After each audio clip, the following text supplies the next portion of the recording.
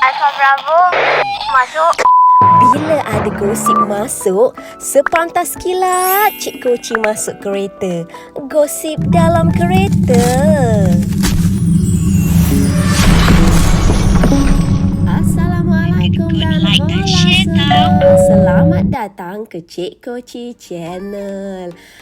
Ingat tak hari tu Cik Koci bagi tahu Cik Koci nak ulas sikit mengenai statement daripada Public Health Malaysia mengenai air humiliation ni kan.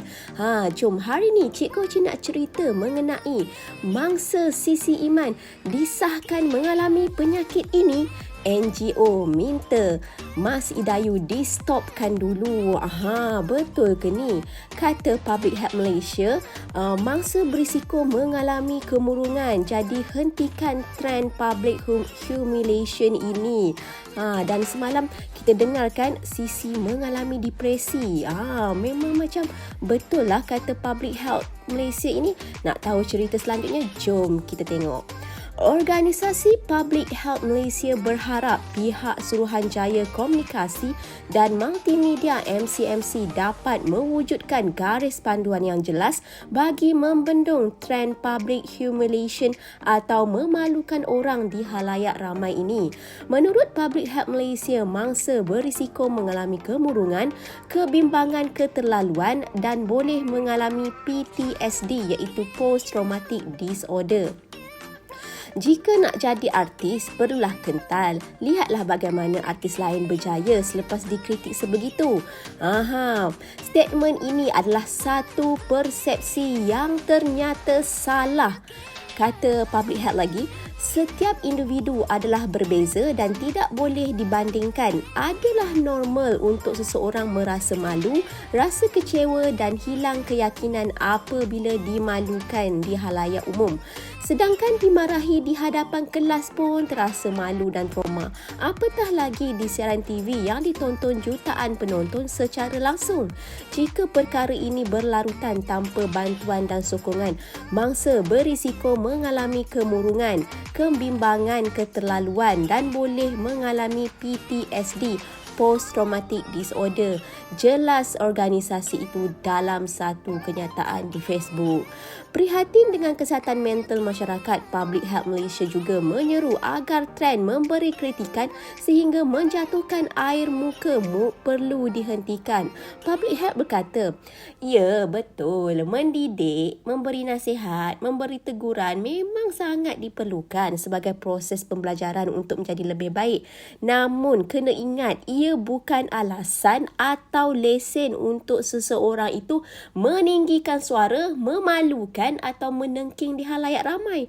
Mungkin pihak produksi teruja melihat rating program mencanak naik dengan insiden begini, maka trend public humiliation ataupun memalukan di halayak ramai ini akan berterusan tanpa kawalan. Cuba bayangkan. Diharapkan pihak MCMC yang diterajui Yang Berhormat Fahmi Fazil dapat mewujudkan garis panduan yang jelas bagi membendung trend jelek ini. Kepada terbatuk pula Cik Koci ya. Public Health berkata lagi, kepada mana-mana pihak yang terkesan dari insiden seperti ini, dapatkan bantuan dan sokongan jika mempunyai gejala kemurungan berpanjangan. Jelas kenyataan itu lagi.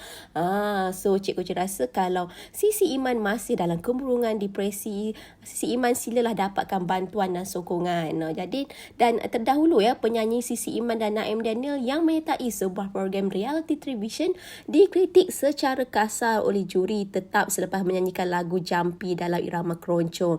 Dan akibat insiden tersebut Sisi tak dapat menahan sebab dan terus menangis di atas pentas. Insiden itu juga membuatkan Sisi seolah-olah hilang semangat dan membatalkan pelancaran album sulung yang sepatutnya berlangsung pada bulan hadapan susulan kritikan diterima dalam pertandingan tersebut. Dan menurut bapa Sisi juga bapa Sisi berkata sekarang Sisi dalam keadaan depresi. Asyik duduk dalam bilik, tak mau keluar, hanya keluar apabila waktu makan saja.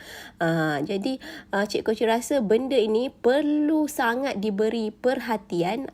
Kita tak nak normalisasikan benda ni di kalangan masyarakat kita.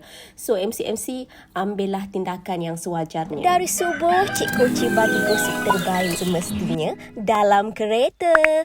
terkadang mengejutkan. Sampailah ke malam. Jangan kedekut like dan share tau. #Sefantas Kilat.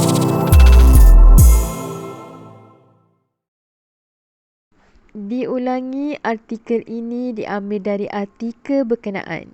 Sebagai penggemar media hiburan, harus berhati-hati dalam memilih sesuatu isu.